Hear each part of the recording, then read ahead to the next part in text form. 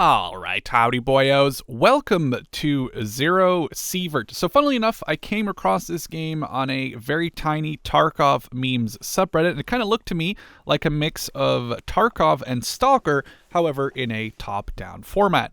So after doing some Googling, I actually managed to find both the Steam and the Kickstarter pages for this game.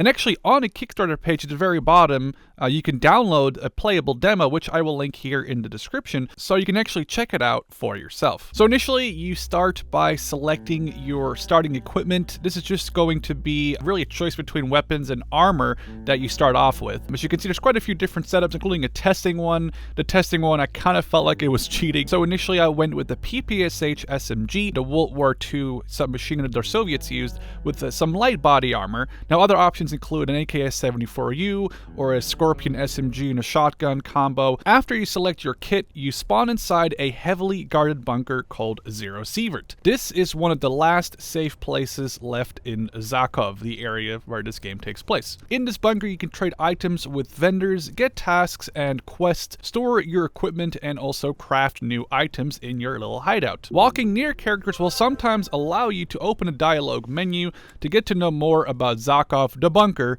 or other people inside ZERO Sievert.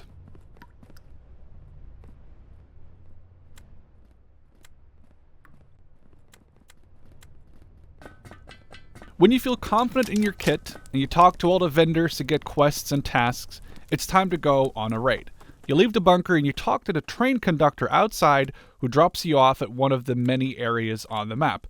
Now, these maps are all procedurally generated, so they're going to be different every single time. When you're in a raid, you can check your map by pressing the M button. You can check for any objectives and extracts that are marked on the map.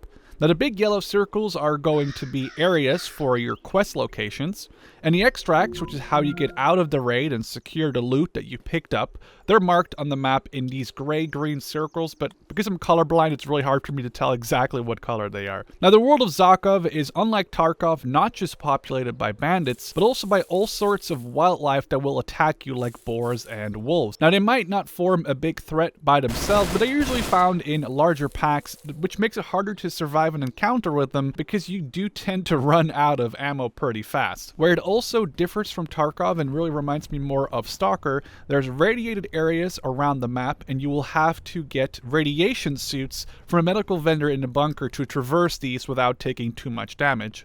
And these areas on the map are recognized by the Geiger counter ticker sound. Besides these animals, there are all sorts of deadly anomalies around Tarkov. At one point, I step into a yellow glowing ball in a field, and I almost instantly died. Now, I've seen quite a few different ones. I'm not really sure what each one of them does, but based off that first one, I assume they're all pretty deadly. Now, in some of the trailer footage, some definitely non-human or animal enemies are seen, but I have not encountered those in my own play sessions yet, but they do seem like some supernatural sort of enemy. The reason I'm drawing this parallel between Tarkov and this game isn't just because it's set in a fictional sort of Russian area, it's also the insane amount of gun customization. Just by some screenshots alone, you can change the stock, grip, handguard, barrel, magazine, muzzle, and scope on a ton of different guns, and then also attach a bunch of different attachments, at least 4 here per some of the screenshots, so you can really customize your guns to your heart's content. Now, I haven't really been able to mess with this myself with my very limited playtime, but I do look forward to messing around with this in the future because it does look very promising. As you can see here, I just completed a mission for a trader, which was to eliminate a target. Now, he had a bunch of loot on him, and there was a bunch of loot around him in the house and here in the yard. And I actually grabbed quite a bunch of it. You know, he had a gun on him. I grabbed a gun from the case. And I actually turned out to be quite heavy to the point where I couldn't move anymore.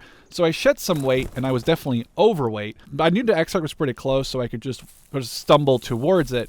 But if you do plan on running more throughout the map, you can just kind of maybe leave your gear somewhere, mark it on the map, and then on your way to the extract later on, come pick it up so you don't have to stumble across the entire map. So after a successful raid, you can sell extra loot or gear you don't want to vendors for rubles, which is the currency used in Tarkov. I stashed some of my extra gear before heading out on another raid to make sure I maximized on the amount of loot I could bring out. Now, again, in some of the trailer footage, I did see you can apparently upgrade your hideout. I didn't didn't really get as far into the game as being able to do that, but it's something to keep in mind. Now, on my second raid, I saw a whole bunch of different anomalies, which actually seemed to be inspected by, at the time, I assume, hostile scientists, but since there was quite a few of them, I didn't really want to push my luck and find out if they were hostile, and also how well equipped they would have been if they were hostile. I also figured out, almost paying with my life, that opening the inventory system does not pause your game in the background. I was looting a stash to find some gear, and a boar came sprinting at me, only because he made a noise right before he lunged at me. I was able to deal with him before him getting to me.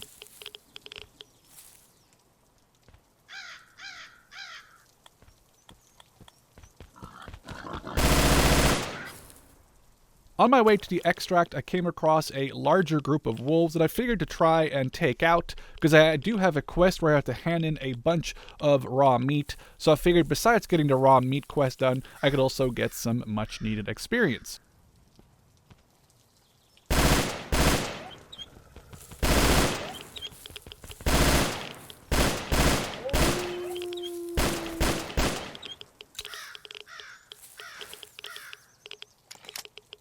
So after making it to the extract relatively unharmed and selling off all my extra loot and gear, I went to take a nap in one of the many bedrooms in the bunker, and I guess another day in Tarkov awaits me soon. Alright, that concludes my first video on ZERO Sievert. I hope this was informational and interesting. We are going to be playing some more of this, I definitely can guarantee that. But for now, if you want to know more about the game, I'll link the Steam store page and the Kickstarter page both in the description of the video. And last but not least, a shout out to the developer of the game for helping me get some extra screenshots for this video. Cheers!